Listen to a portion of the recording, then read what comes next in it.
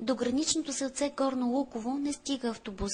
То е разположено на няколко километра от българо-гръцката бразда в района на Ивайловград. Нашето село вече остана малко къщи.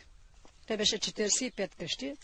Сега в момента живеят аз от селото с 4 къщи. Едва 6 са постоянните жители тук. Иначе в Горно Луково, а и в околните селища се носи молвата, че къщите в селото масово се изкупуват. Сега идват, питат софиянци, от Перник идват, Русе, най-различно от Варна, даже и от нашия си Ивайловград. Купени ли са, не ли са купени, знам за двете къщи, че са купени сигурно, особено за едната, защото видях парите. 500 лева. Къщите в селото са уникални, но част от тях се рушат.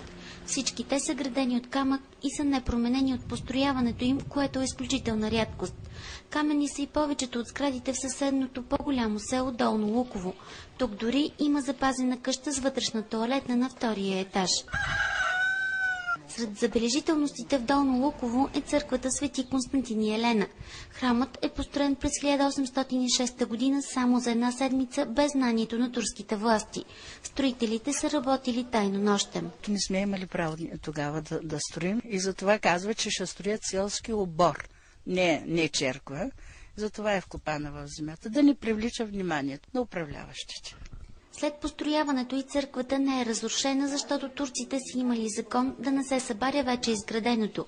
Макар набързо издигнат, храмът е изпълнен майсторски. Те са много дебели, над 60 см са стените и вътре се поставят посетни камъчета и тези дървета и по време на земетресение поемат вълната и черквата се запазва. Църквата е обявена за паметник на културата.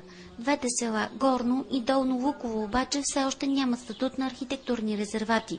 Според препоръките по проекта на програма ФАР Културно-исторически мистерии на източните Родопи, двете селца трябва да се съхранят в автентичния си вид и да станат част от бъдещ туристически маршрут.